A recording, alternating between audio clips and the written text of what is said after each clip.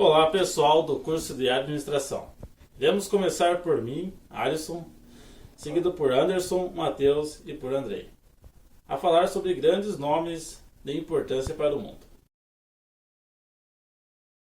Falei sobre Theodore Newton Vail, que nasceu no estado de Ohio, nos Estados Unidos, em 16 de julho de 1845 e morreu em 16 de abril de 1920, no estado de Maryland, também nos Estados Unidos. No começo estudou medicina com seu tio, depois estudou telegrafia, onde teve seu sucesso, que o levou para Nova York, onde se tornou gerente de um escritório local de telegrafia. Se tornou presidente da American Telephone and Telegraph, sendo o primeiro em 1885 a 1879 e novamente em 1907 a 1919. Theodore Vail introduziu o conceito de que o lucro privado máximo não era necessariamente o objetivo principal da empresa privada. O lucro era necessário para garantir a saúde financeira. Eu vou falar sobre o William Crapo Duran, mais conhecido como Fabuloso Billy. Ele nasceu dia 8 de dezembro de 1861 em Massachusetts, vindo a falecer dia 18 de dezembro de 1957 em Nova York. Ele foi um empresário e um dos pioneiros da indústria automobilística norte-americana. Ele deixou os estudos no ensino médio para se tornar o maior construtor de carruagens da época. Porém, em 1904, ele foi nomeado gerente da Buick. Buick era uma montadora de veículos de luxo. Mais tarde, ele se tornou presidente da empresa. Em 1908, ele fundou a empresa General Motors, da qual a Buick faz parte atualmente. General Motors é uma multinacional voltada na área de produção de veículos.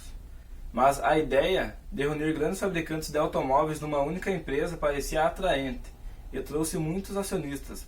Rapidamente, Duran adquiriu com o dinheiro das ações a Oakland, mais tarde renomeada como Pontiac, a Cadillac e muitas indústrias de autopeças. Porém, em 1910, Duran estava altamente endividado e foi demitido da GM. Logo após isso, ele criou outra GM, com a nova marca Little, de William H. Little. A ideia dele era competir com o modelo Ford T, que na época estava sendo muito vendido, porém ele fracassou.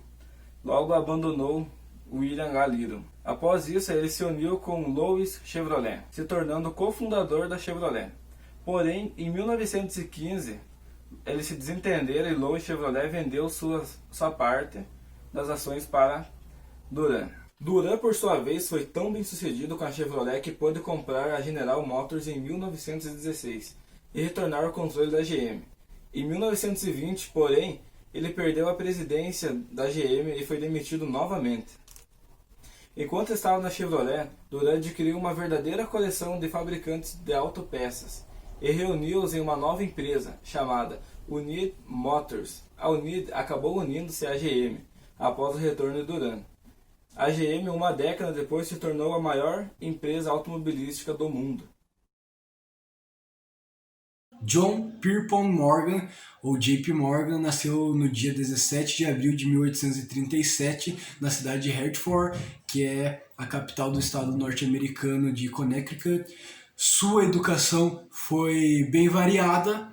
Ele começou em 1848 na escola pública mesmo de Hartford, depois ele passou para a Academia Episcopal e em 1851 ele passou para a English High School of Boston, que era uma escola para meninos que focava muito em matemática e em prepará-los para o comércio. Após sua graduação, ou a sua formação ali no high school, ele foi para a faculdade em BLRV, na Suíça, e depois que ele ficou fluente no francês, ele foi o pai dele o transferiu para a Universidade de Göttingen, na Alemanha, onde ele ficou fluente no alemão também, e foi ali que ele terminou sua graduação.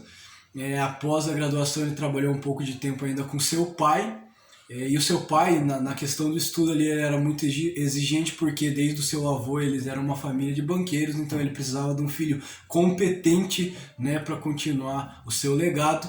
E ele trabalhou depois da formação. Trabalhou um pouco de tempo com seu pai, mas logo foi para Nova York, fundou a JP Morgan Company. Ele teve 2 sócios. O primeiro ajudou muito, deu uma boa base, uma boa bagagem para ele. Mas foi com o segundo, que foi Anthony Drexel, que ele fez uma empresa, que é a empresa de Drexel e a de JP Morgan, quando se fundiram, se tornou a maior empresa de investimentos de Wall Street. E ele tinha muitas outras ambições, né?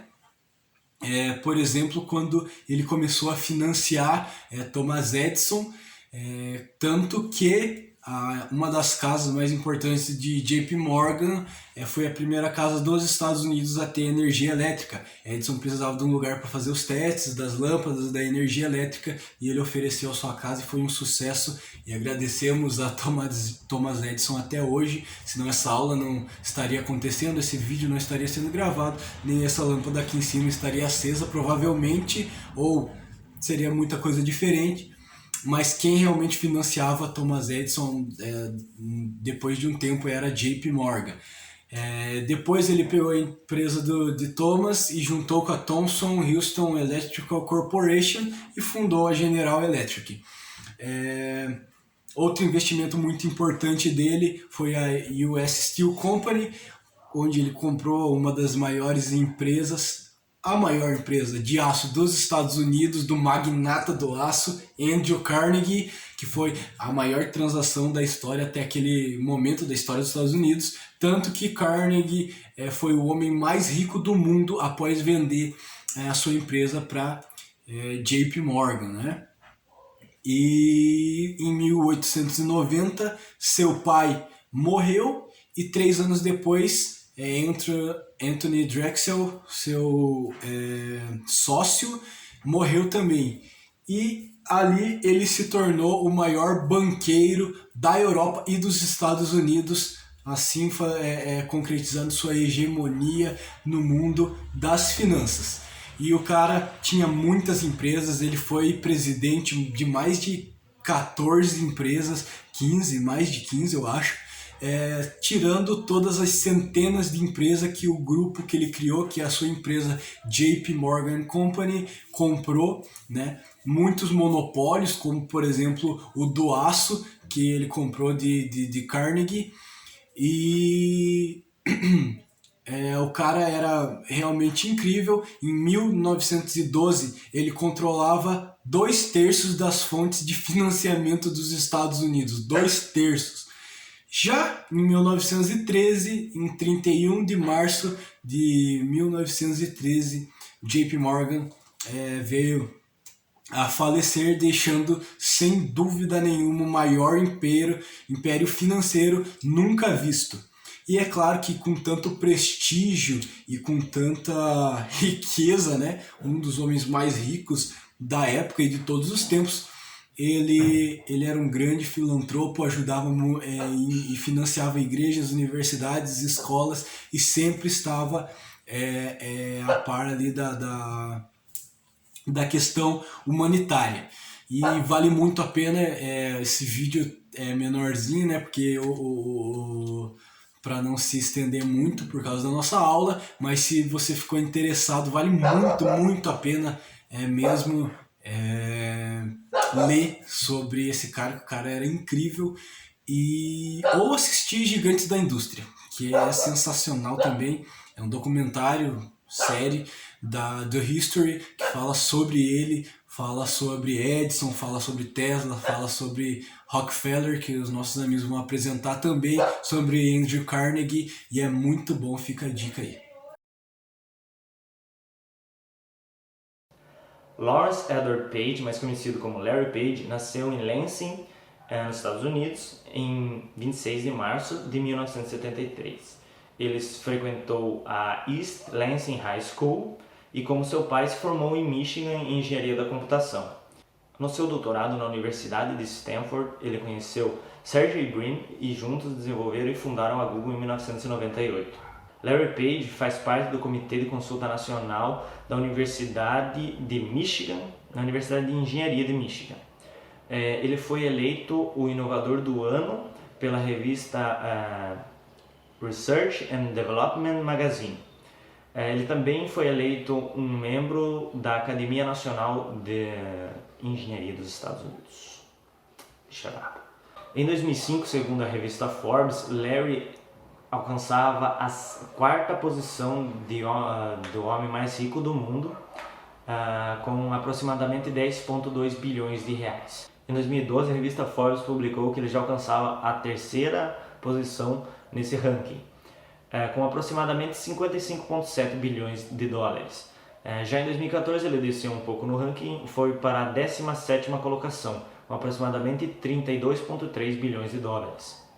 Em 2015, ele, juntamente com o Sergey Brin, ele fundou a Alphabet Inc., que ela vai tomar conta do Google e de todas as suas subsidiárias, porque assim, quando ele precisar expandir, não vai precisar ter a marca Google no nome para fazer sucesso. Essa foi a nossa apresentação, obrigado pela atenção e fiquem com o vídeo da professora Ivanete cantando. Mentira!